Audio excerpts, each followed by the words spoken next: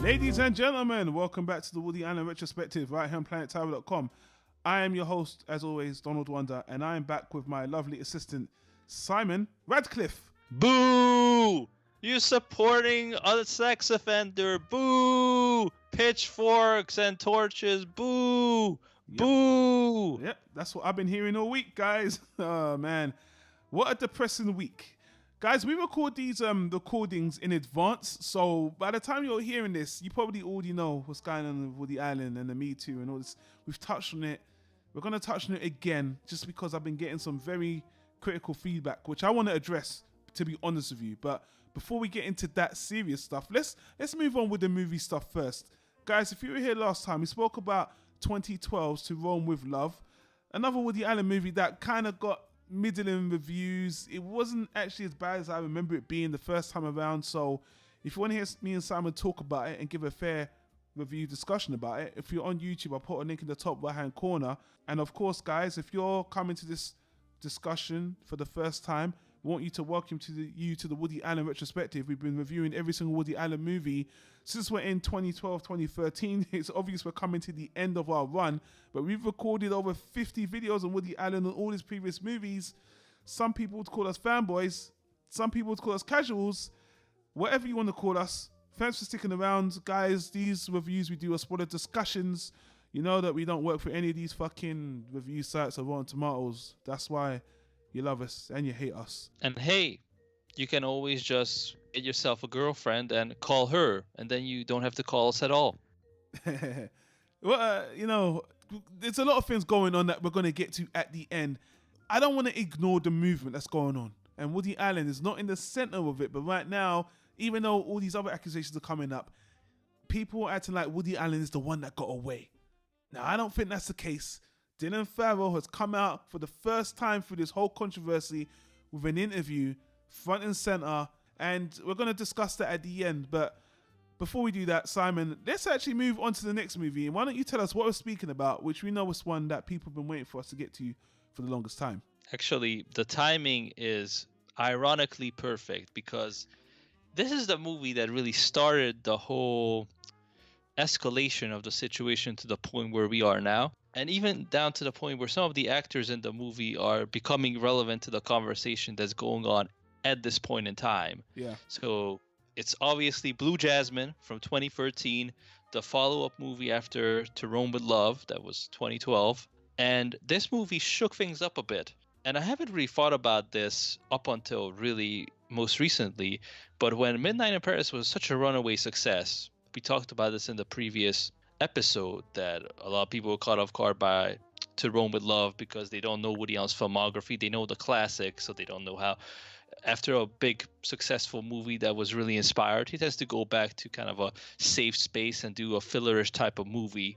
And a lot of people didn't know why the quality dropped or why it was so different. Yeah. But on the flip side of it, I remember that the Dylan Farrow, Mia Farrow, and Frank Sinatra Jr. triple combo was already creeping up, because wasn't it around that time that she came out again and started mentioning, the allegations? So I think this tends to happen every time, Woody Allen receives praise that kind of exceeds his usual credits. I believe Dylan Farrow came out with her open letter in 2014, but she was making murmurs around this time because this was around the Oscar time. But in 2014, she started her tirade, which is going on strong today, very strong right now. So yeah. So really, when that initial pickup in Woody Allen's kind of career and credibility came when it comes to the mainstream, that's when we start hearing ramblings from the Farrow family again. And even to the point where at the Oscars, Cate Blanchett, who, spoiler alert, won an Oscar for this movie and stars as a title character, Jasmine, when she thanked Woody Allen, it was kind of controversial and people didn't know if they should clap or not. And it was internet meme from a brief period of time. Yeah. And that's really the story behind this film. Because once again, Woody had another one in him, another classic film, really inspired. Blue Jasmine is actually, that's why I'm interested to hear your opinion on it, because it's reminiscent of Interiors, from a sense that it depicts, this time solely focusing on the title character of Jasmine, a woman who is in a very dire situation. She's a woman of high class, and she seems to be betrayed by all the things she thought were solid in her life. So she's a fish out of water character in a sense that the world appears to have turned against her, and she finds herself more isolated and kind of a stranger in her own life. Now, the movie opens up with Kate Blanchett on a plane, and we can already tell that there's something off with the character as she describes her life up until the point to the passenger sitting next to her in miraculous detail, an old lady. And it's actually an ironic joke that usually old ladies talk your ear off about their youth and their life, and et cetera, et cetera, et cetera. But this time, the old lady actually gets fed up with her, and she's like, she can't wait at the airport to just say goodbye and not have to deal with her again. It turns out that Jasmine is actually visiting her sister to move in with her at the time, played by Sally Hawkins, who sort of in a getting serious relationship with her boyfriend, played by, and I hope I pronounce his name right because I love this actor, Bobby Cannavale. Bobby Cannavale. Mr. Boardwalk Empire himself from season 3, the Mad Dog. Ant-Man, he's currently in Mr. Robot, which I really enjoyed him. He actually does really well, playing a different type. In this movie, he's playing most of what he's normally like, but in Mr. Robot, he's playing a different type. But continue. Italian stereotype. I remember this guy when he started off, I think, what was that show called? The Third Watch, by the producers of ER? I never watched that. I watched it as a kid. I mean, long time ago. But anyway, he's a magnificent actor. Yeah. I'm sure he couldn't wait till he had the chance to work with Woody Allen. And like you said, he plays an Italian stereotype. But the whole point is that when we're introduced to Jasmine, you can tell that she's a very sophisticated woman. She's dressed very nice. She behaves very, very calm and measured. And she's a woman of grace. Unlike her sister, who is pretty much, your average Joe. I mean, it's quite ironic that there's a slight sense of, I want to say, disgust on her face when she sees the temporary accommodation she has to move into where her sister lives. Oh yeah, she's refraining her disgust. You can clearly see it. She's slumming it now. She was high class, and now she's slumming it with the middle class dregs of New York, of San Francisco. Sorry. But I was laughing because that apartment that she moved into in London, if you're rich, that's the kind of apartments they show you over here. Yeah, like people are like, oh, this is in the trendy part of town, and it's so spacey. You get not 1, 2, but 2.5 bedrooms, and there's even a small hallway where you can cram your shoes in. It's so great. It's open build. And over there, she's like, this is the lowest of the low. Yeah. What has happened to my life? And you ask yourself, what did happen to her? Well, this is where the movie gets really interesting. So because she's in this place of depression, and she's kind of shook up and almost unstable, she keeps talking to herself, and people don't know what to make of it. Is she crazy? Is she having an episode? But actually, she's just shocked. She's stuck in place, and she keeps reliving all these memories from the past, from the recent past, I may add. When you have a bad memory and you're just taking back to that moment instantaneously when you remember it, and sometimes you even say words out loud because you just want to yell at yourself, why didn't you do something different? Of course, yeah. She's having that again and again and again, and through these flashbacks, the movie actually runs parallel in 2 timelines. We see it in the present time, where she has to move in with her sister, with Sally Hawkins and Bobby Cannavale, and what's his character's name? I love that. Chili. I think it was Chili. Chili, I think so, yeah. Yeah, with Chili the man. And then we have the past where she is living the good life with Alec Baldwin, who makes a return in this movie, who is going to be relevant to the later on the conversation we're going to have as well, because he is one of the few celebrity supporters of Woody Allen at this point in time. And we just saw him with To Rome with Love, so back to back. Alec Baldwin. Exactly. And we couldn't wait for this movie because you and I were saying he was one of the best things about that film, but he was once again underused. And they worked together in Alice, where again, Alec Baldwin just had a cameo in that film. So finally, he has a slightly bigger part, still playing support, only in the flashback scenes, but he almost steals the show. Cate Blanchett is magnificent, but Alec Baldwin is right there with her, giving a terrific supporting performance. And the story doesn't really hide behind twists and turns. No. Because in real time, they lay it out that they lost their money. It turned out that Alec Baldwin was up to some shady stuff, and it didn't end well for him.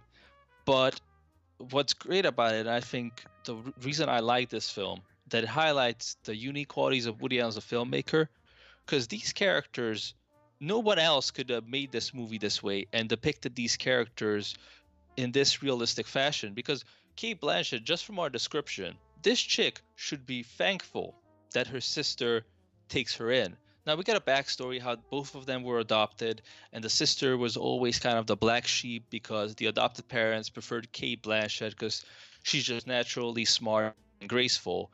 And the sister always goes on about, oh, she has the better genes. She got the better genes. And Cate Blanchett's character, Jasmine, is always like, no, you can make whatever you want out of yourself. All you need is ambition and hard work.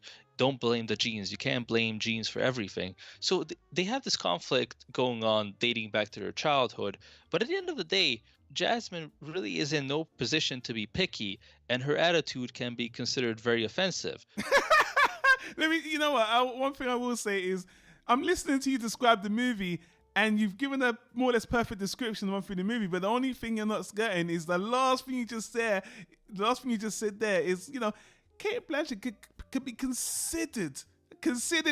Man, she's a bitch in this movie. She is a bitch. Let me finish. Let me finish. And right up there, Alec Baldwin's character, he is actually, you could actually see where he's coming from. But again, he's not exactly Mr. Nice Guy.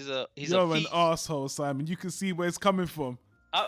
What I'm trying to highlight is that what you're trying to hide. You see, Simon, you're the problem in this society, in this movement. You're the problem because you're just skirting over the bad parts. And guys, I'm gonna stop Simon on the summary right there because look, this is a character piece, and I just want to skip through this because I want to actually talk about the movie itself. Because honestly, although you went through the story, you can watch this movie and you're just watching Cate Blanchett as a person. As a very kind of disturbed person who is shell-shocked and who is dealing with a level of psychosis, coming down, falling off of cloud 9 to reality. And let me tell you something about this movie, Simon. For me, tell me. Although I find this a great movie, man, there's one word that comes to mind all for us watch this movie, man, because I was cringing watching this movie. I was cringing so hard because the last movie that Woody Allen made about an arsehole character, it's another movie I like, but I can't enjoy because of the character, and that is Sweet and Lowdown with Sean Penn being this very talented musician, but being a complete arsehole. Where here, Cate Blanchett is, here's the thing. I like the way Woody wrote her because it's not that she's a straight bitch. It's just that she's completely self-centered. She's completely in her old world, and she is so focused on her own life and where she came from, and she can't see anything else. And it doesn't make her evil. It just makes her very unlikable. And all through this movie, you kind of want her to adjust to her new reality, and she's fighting it, and she won't accept her fate, so to speak.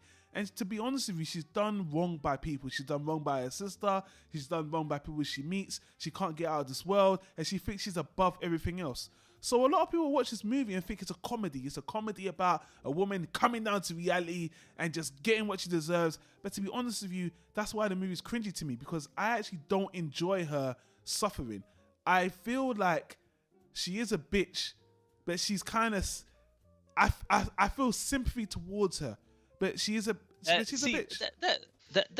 That's to me is the power of this film. And what I what I meant by that, you can see where Elbow was coming from, or you can, you can. There are multiple dimensions to Jasmine's character. Is that in other films or other filmmakers would have taken a lesser approach, because would have had either the characters, like you said, be more clean cut, cartoony. They're she's spoiled, unrealistic, and it's a comedy of how she gets hit by reality. And Alec Baldwin is just evil or menacing. Or on the flip side, they would have added a ton of stuff in on top of it to make them likable. A subplot of Alec Baldwin saving a puppy and her doing all this charity stuff, yada yada yada. And Woody doesn't go down that route. He just writes the characters realistic, like real people, flawed people, but real people. Alec Baldwin is likable on the merits of his performance, but his character doesn't change. He's still, a villain. He's still an asshole. He still cheats on his wife. He's still having a nasty affair, which to me is the lowest of the low, because not only are you fucking around, but half an hour before you're holding hands with somebody and telling them, I love you more than anything. And then you go back to your wife and pretend everything's okay. Yeah. And on top of it, he ruins lives. He steals people's money. He's a straight up thief. Or, as they would say in 2017, 2018, a real presidential candidate. But so I really appreciated that. I liked that the fact that they were able to make them human without having to give them crutches to be less villainous or less flawed. And again, why Cate Blanchett's performance is so spot on to this character, because the only way you can feel sympathy and kind of understand where this character comes from, if her elegance, grace, and all this stuff feels extremely natural. She doesn't feel fake. She doesn't feel like a poser. If it was like the Kardashians, where you basically see a bunch of trailer trash people in a Mercedes cry about, white people problems, then you wouldn't care about them. You wouldn't feel sympathy for them. You were like, you're trash. You're all fake. You're full of lies. And now you're getting your dues because the money ran out. But Cate Blanchett's character just feels like a woman of grace, a woman of intelligence, somebody who's just naturally inclined to... No, not grace. Take that word out. Not grace. No, I mean, she has pride in herself. Like, it's very clever, actually, with the costumes, that she has a handful of nice clothes left, and she keeps on wearing them. Oh, she's got style. Yeah, she's got style. Yeah, for 8 no, years. I'm just saying. I find that kind of sad, but also a good character trait, that she's kind of holding on to the past, and whatever she's got, she doesn't have much, but she makes the most out of it. While her sister has a bunch of things going for her. She has this guy who's crazy about her. She has a family. She's a very earnest person. The thing I like about the sister is that she's a very heartwarming person. She made one mistake, which was a business mistake, which is fair because she just trusted her sister and got screwed. And it wasn't even her sister's fault. It was her husband that ultimately screwed them both. But she's open. She's always... see, I disagree, because I think they should have been smarter where they put their money. There's no day. She trusted Alec Baldwin, so it's not there. Yeah, oh, you mean the sister couple? Yeah, the sister couple. Like oh, true. In terms of like, I don't care. Like, Alec Baldwin basically just said, why do you want to build your own business when you can just invest with me? That's the only thing that, to be honest with you, that's my criticism to the movie, because I feel like the characters were kind of skewed all the way to their roles, to their character types, because she's super earnest. There's a scene in particular where Bobby Cannavale and Cate Blanchett are outside, and he's just digging at her, and it's like, there will be a point, he sees her outside and he's like, I heard you lost your mind. And at this point, she hasn't really shown her bitchy self to him, and he keeps on digging at her, and it's just, to me, it was more, I'm like, you don't really know her. Why are you really picking at her? If it was the ex-husband, I can understand, because he has a reason to hate her. But not only that, it's not just him, the kids will come and start picking at her, and it's played to a comedic effect. But I'm like, this is the part where this is more like a dark comedy. It's less realistic. You're playing this up for everyone to kind of pick on her. And in real life, I don't think someone would kick someone that much when they're down, even if they hide, because she's really lost everything and she comes to stay with you. So I was like, I see what you're doing, Woody, and it's kind of funny, but at the same time, it's that you're kicking someone when they're down, which is fine because she deserves it. But I'm like, in terms of realistic, I'd say pushing it a bit. And again, the reason why I bring that up is because Woody Allen has this trait where karma sometimes in the movie, and where it is with the storyline is that although she's trying to escape her reality, she actually finds a wish. And oh God, what's the guy's name here? Peter Sarsgaard. She meets Peter Sarsgaard, who is someone who's gonna bring her back to that A-class status of upper echelons of royalty. And she's like, yeah, I'm gonna get this guy. And it's like, obviously, if she didn't lie to the guy, chances are she could have had the wish. And it's not like she was conniving. She just thought about it. And I honestly think she made the decision that she didn't have confidence that he would take her if she knew all the details, because obviously she had a reputation for just being a swindler and all that. So I understand the decision she made, and she's not even a villain for doing that.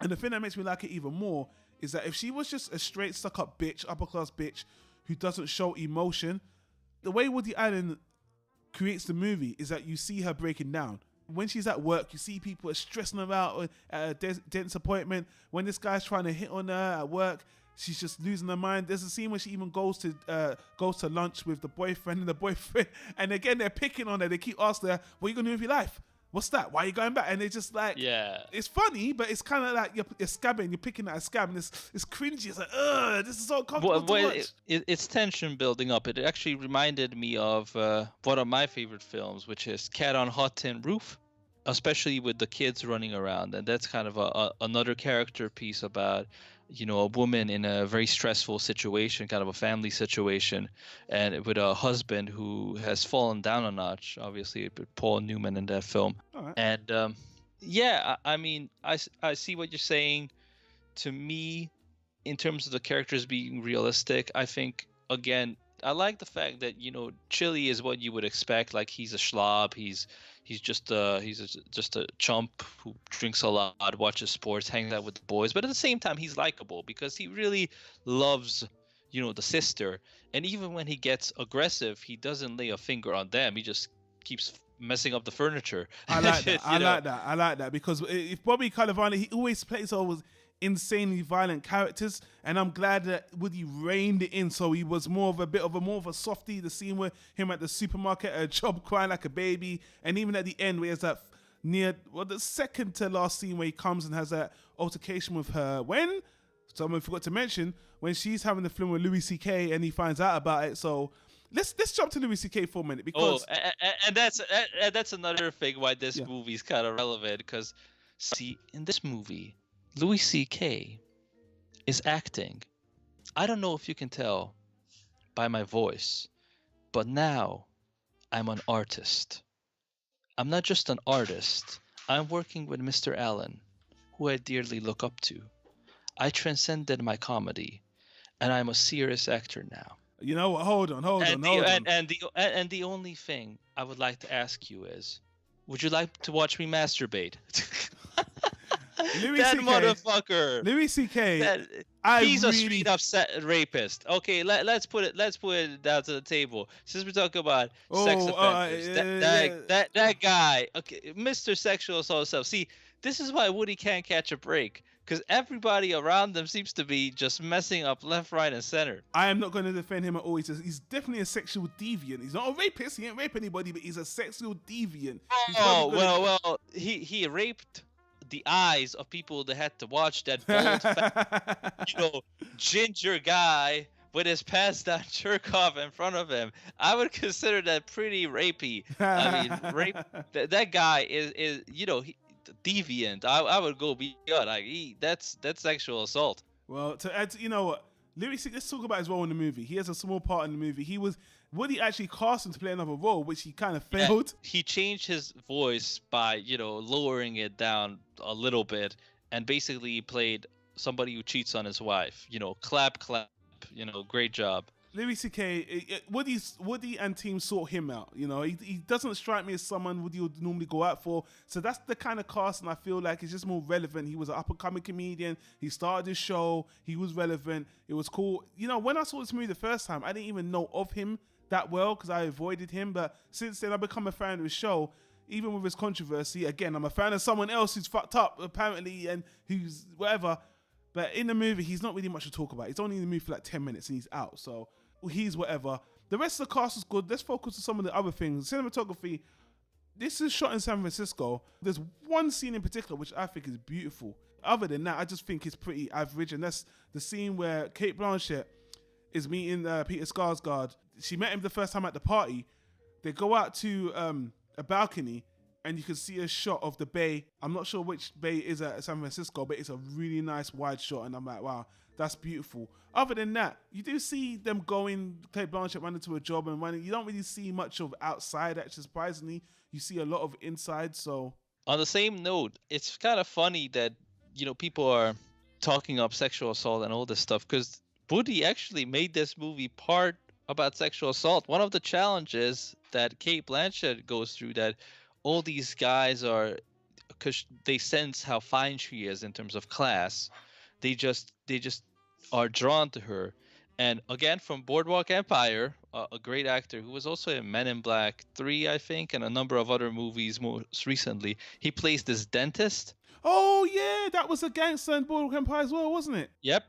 And he plays this dentist that Kate Blanchett reluctantly becomes a secretary for, just because she has to pay the bills. Yeah. And again, when he comes on to her in a very disgusting way, not only is that a great depiction of how women can be victimized at the workplace by somebody who doesn't even clock onto what they're doing. They're just so desperate to kind of get her attention and make a move.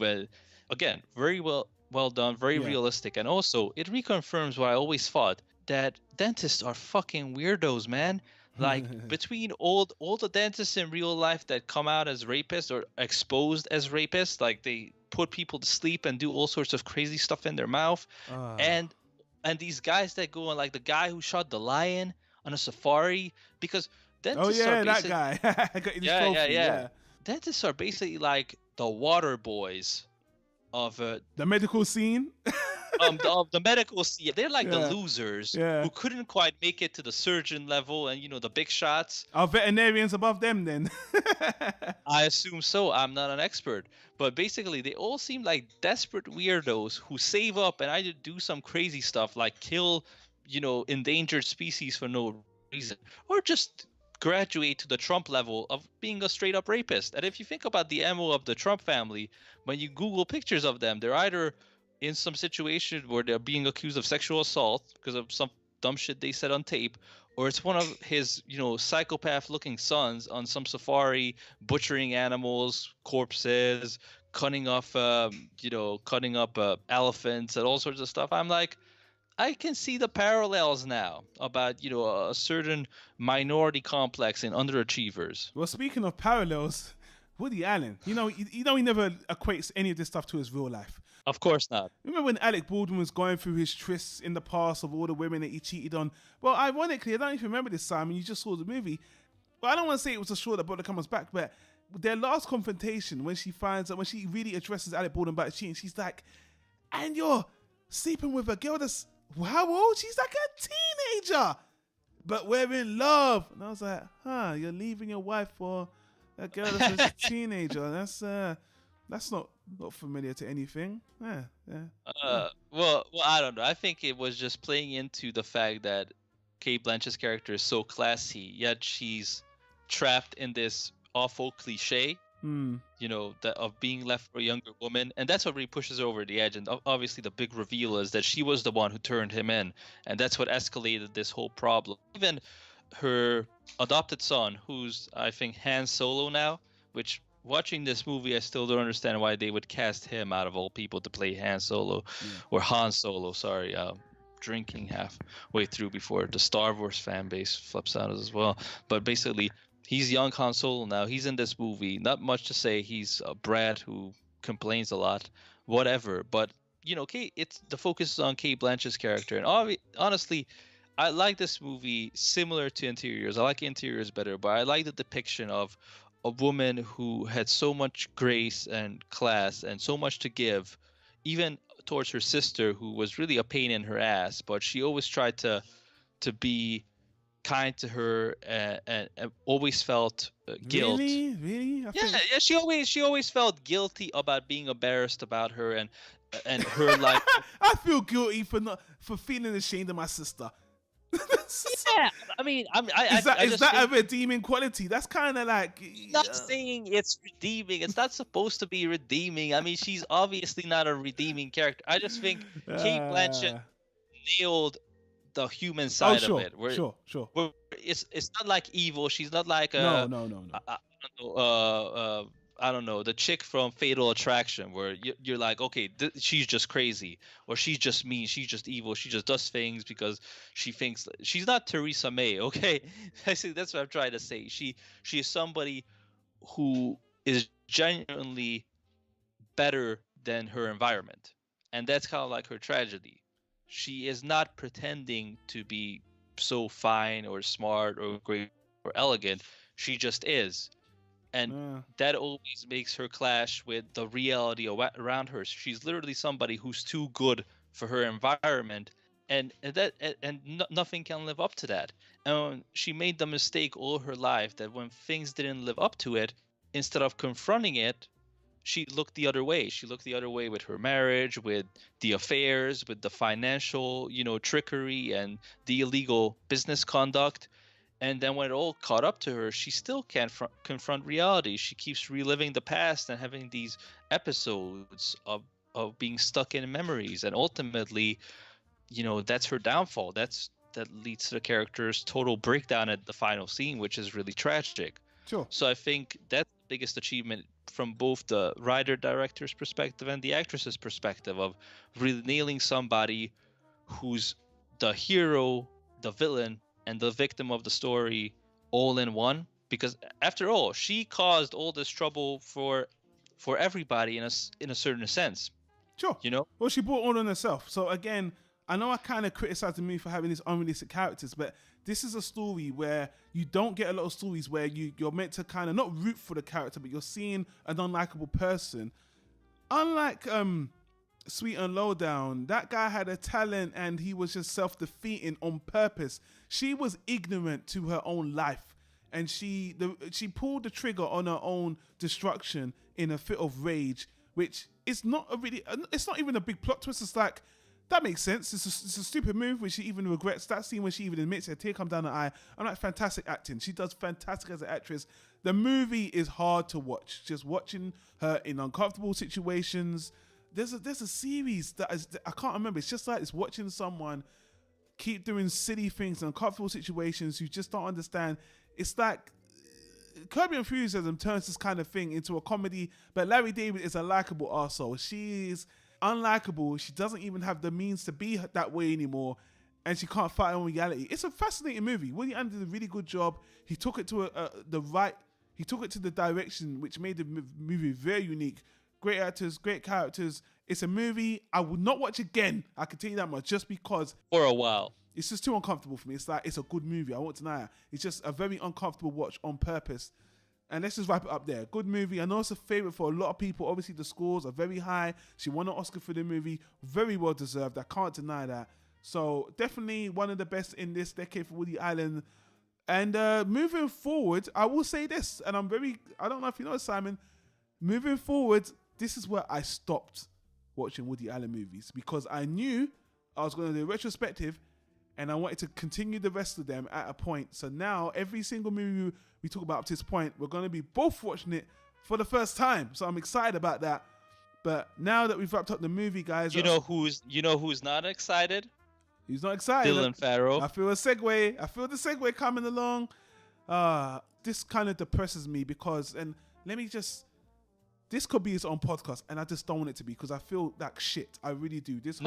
And it ties into this movie. It ties in with Louis C.K. It does. It ties in with Kate Blanchett. It ties in with Alec Baldwin. And it ties in with the fact that because of this movie's humongous success, I don't think it was as big at the box office as Midnight in Paris. No, it wasn't. Of course not. Although I don't want to say something that's inaccurate, but I see nearly $100 million for it. I see 90-some million. I don't know how accurate it is. I'll double check while you're talking. Go on. It doesn't matter. Basically, the point I'm making is that Woody Allen has been suffering for this movie's success ever since, because it seemed like within the span of 2.5 years, he had two massive successes. Yeah. And in this new age of all these means to rediscover classics and watch films, and obviously access to everything online, even if you don't buy it. It was a perfect time for a renaissance for directors like him. Mm-hmm.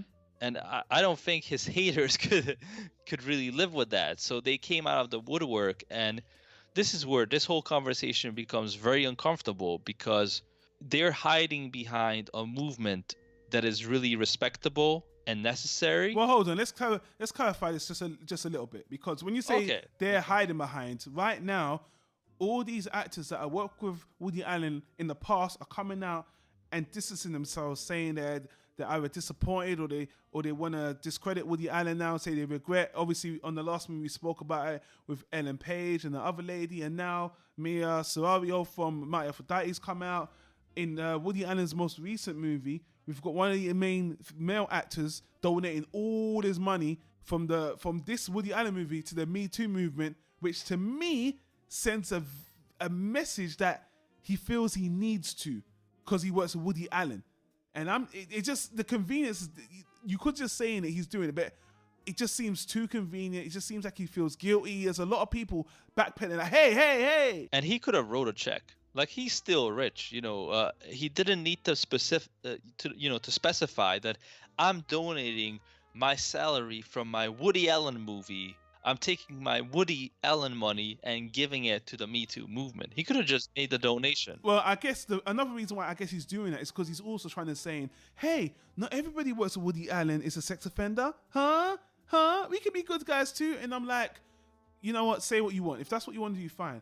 The reason I'm bringing this up is, at the time of this recording, Dylan Farrow has done her first in-person interview with CBS or Dinosaur or whatever. It's an 8-minute interview where she discusses in detail how Woody Allen sexually molested her. And again, I got 2 or 3 emails from people saying, oh, you're disgusting for supporting this sex offender. How can you support Woody Allen? Let me tell you why I support Woody Allen. I can't say any clearer. I do not believe Dylan Farrow. I don't. And seeing her in this interview saying her truth doesn't make me feel good about saying that, because I don't like seeing someone saying that they've been sexually accused. I don't believe them. But at the end of the day, that's what happens in court all the time. Just because someone says something, it doesn't mean it's a matter of the fact. Woody Allen was already in a court of law and he was found not guilty on all charges. The stories don't add up. The timeline doesn't add up. Why he got accused, when he got accused, it doesn't ring true to me.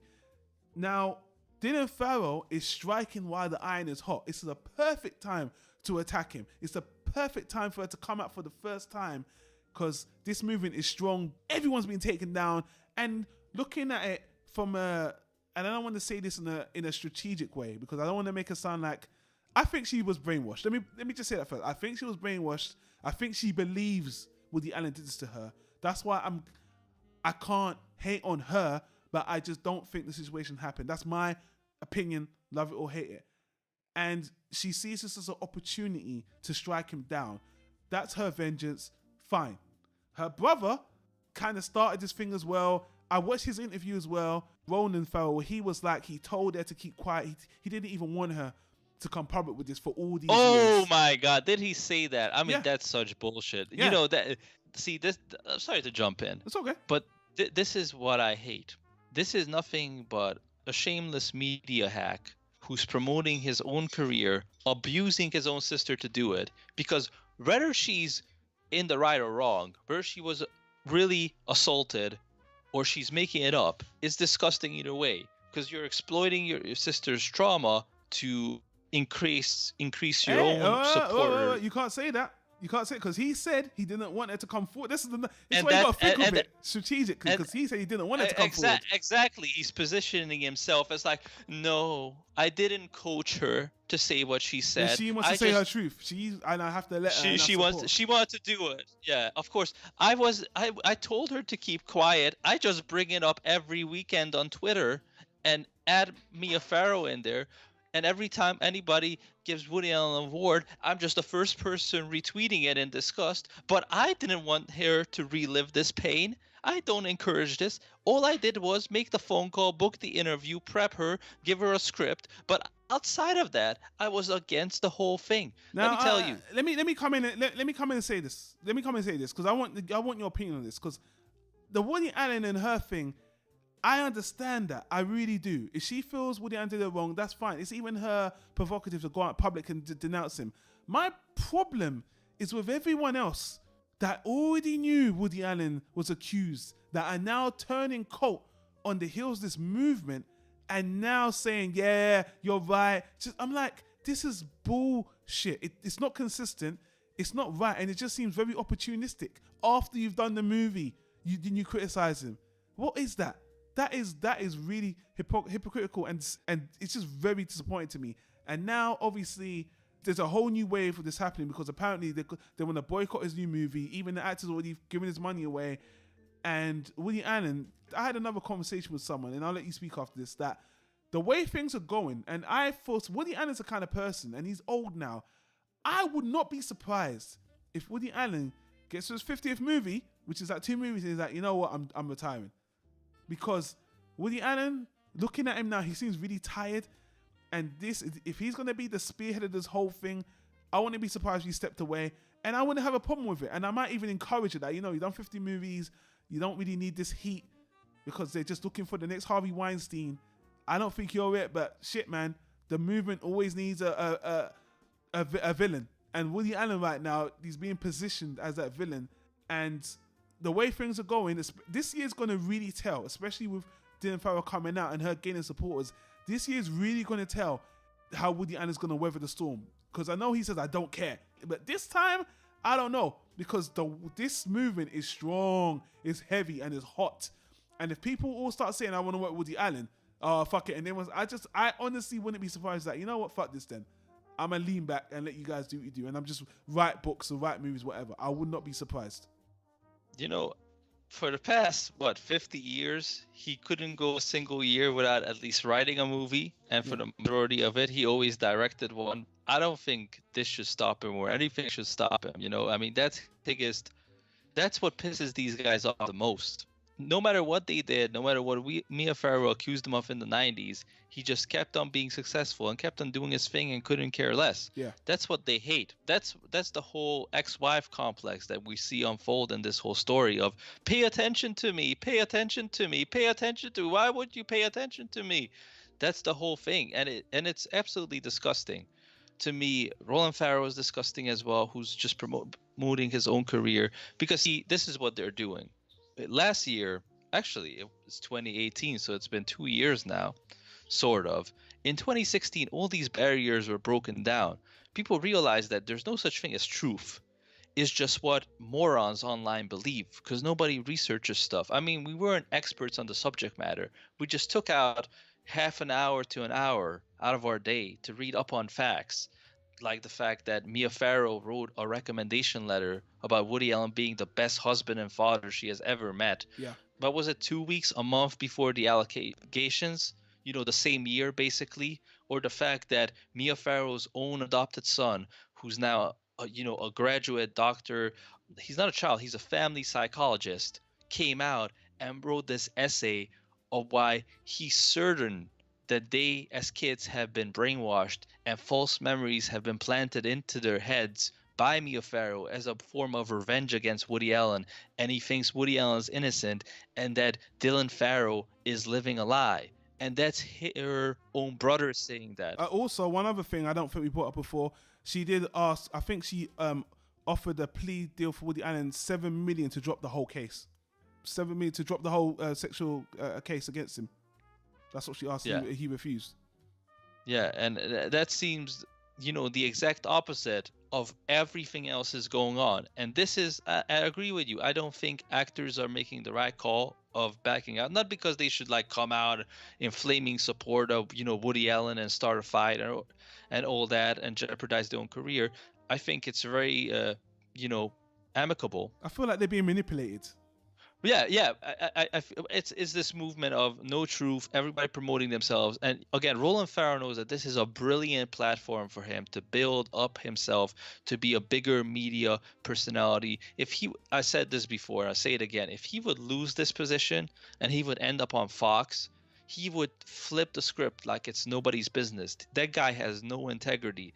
If you listen to him and you think, oh, he's supporting my movement, we're all in this together, I feel like I'm so empowered right now. Trust me, all he wants is your followership and your support. When the tables turn, he's just gonna sell you out and work for the other side because he has no loyalties. He's selfish. He only thinks about himself. And this is why most people believe the fake news narrative, because quality journalism and investigative journalism gets mixed in with this gossip column bullshit. That whole interview that you made me watch before we recorded this with Dylan Farrow, I was watching it. It's framed so terribly with what did you think of that? What do you think of that? Yeah, thank you for bringing. I forgot to bring it up. The framing was awful. They're in a room, a family setting, and it's just two women discussing this tragic event. Already, you can just feel the setup, like it just feels fake. And then she starts talking, and she uses like the most descriptive medical terminology I have ever heard. She's like, and then Woody Allen proceeded to press his ubiquitous ligustris against the female mecoristus facoli Her labia viscosus. and her vulva. Yeah. And I was like, what? Come again? Are you giving a lecture at Harvard, or are you describing a sexual assault? I mean, don't forget they actually played the interview, Woody's interview, back to her, the crucial part, just to get that extra emotion. You know what I mean? I like they did that though, because they really wanted to make sure that this is the part of Woody calls you out to be a complete liar. How'd you feel about that? And then she broke down. Of course, it was absolutely terrible. It was so fake. It was just for clicks, clickbaiting. It had no genuine respect for anything, for victims of sexual assault, for the truth, for giving Woody Allen a fair chance of defend himself. None of that. And really, I read Salma Hayek's summary of her experience with Harvey Weinstein. Now, if you want to read something that genuinely makes your skin crawl and your stomach turn, read that. Because that is how somebody who experienced, those type of encounters and situations talks about it. She didn't do a half an hour essay about her clitoris. She just told it the way it was. And you can feel her hesitation and her pain and her shame of coming out and admitting that. And, I know people from a number of different age groups and a number of different relationships who have very real life experiences all the way down to rape. And let me tell you, I never had to use a thesaurus to understand what they were saying.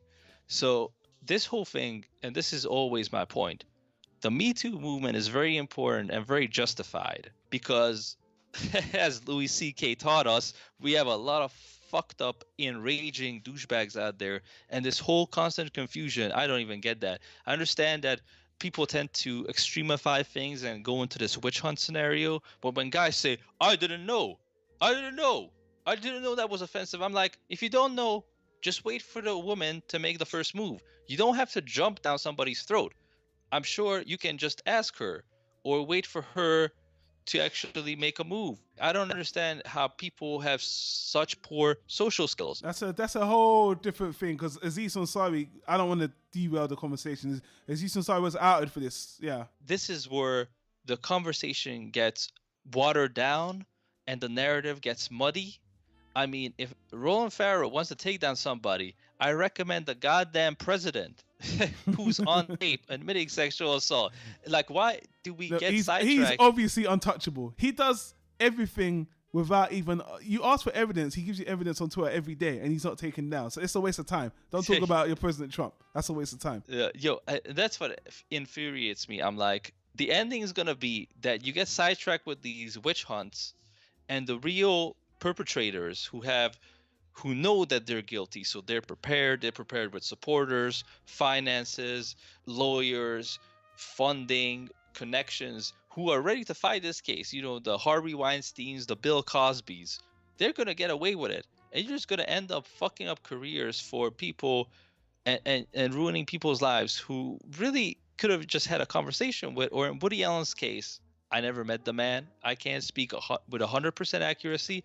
But based on the 2 points I just brought up with Mia Farrow's recommendation letter and her son's, essay that he as a professional psychiatrist wrote, I can say with 99% accuracy that I believe, based on that evidence, is innocent. Oh, yeah. He's not an ideal husband. I wouldn't say cheating on your wife with Yeah. her adopted daughter from a previous marriage who's much younger than she is, then just declaring it as, well, love's love and good luck finding a new husband at 45 with like 25 kids is very, you know, is like a fair Commendable. play. I don't even know the word. I know, there's no word. I don't know. I think it's not very nice. It's not very nice. it is a dick move, but that doesn't make you a pedophile. Sure. You said it perfectly. Let's wrap this up. We can go on this forever. People, Yeah. if the movement's important to you, stop getting sidetracked. Stop getting manipulated by people online who just want to promote their own careers and act out their own agendas. Do the research yourself and get behind the causes and support the victims who actually need support, because they're not millionaires. I honestly, I do want to say this. I look at Dylan Farrow. I do feel sorry for her. I don't know what happened to her mentally, but I hope she really does get help. I don't want to lambaste her and villainize her. I really don't. There's obviously something wrong with her. She hasn't lived well with it. Even though she's got a kid and a husband, it's still not enough. She wants us to go in a certain direction. And I just don't think she's going to get what she really wants. I really don't. She wants Woody Allen to go to prison. I mean, I don't think he's guilty. I don't think it's going to happen because Woody said there's no evidence. So I don't want to say she's wasting her time. Do what you got to do. Do what you got to do, man. But honestly, everyone else, I understand her going up against her father, whatever. I understand that 100%. Everyone else now, you guys are all something else. Let's see how this plays out, because this movement is something else. It's hot. It's still hot in 2018, and I'm sure there's going to be more uncovers. I'm sure there's even, I'm sure, and I don't say this because I want the movement to end. I'm just saying this because we're human fucking beings. I'm sure people are going to do things to betray this movement. I'm sure there's women that are going to flat out accuse people for the wrong reasons. They're going to get caught out and it's going to damage the movement. It happens in every movement. There's always bad apples. I'm not going to call Dylan Farrow a bad apple, but what I will say is they don't want to accept her in this movement. People don't, even though she should be automatically, because people don't believe the story 100%. I'm on the YouTube channel of the video. I'm reading the comments. Check them out for yourself, because it ain't 100% one way. I'll give you that much. Everyone is kind of split on this. So let's wrap this up. Again, guys, I really know it should just be about the movies. Stick to the movies. But the reason why I'm bringing these relevant things up, because I don't want to just ignore the movies. You can enjoy the artist without the art. You can do that, but I don't really want to. That's why I just tell you guys straight. I don't believe You mean you can enjoy the art without thinking of the artist? I'm going to take him for himself and us. And he is a shitty person, like you said, but I just don't believe the hype. Because if I believed he did it, then I wouldn't have done a retrospective, because I don't approve of sexual assault. End of story. So, guys, I'm going to try not to interject these discussions in the reviews, because they're kind of off topic and relevant at the same time.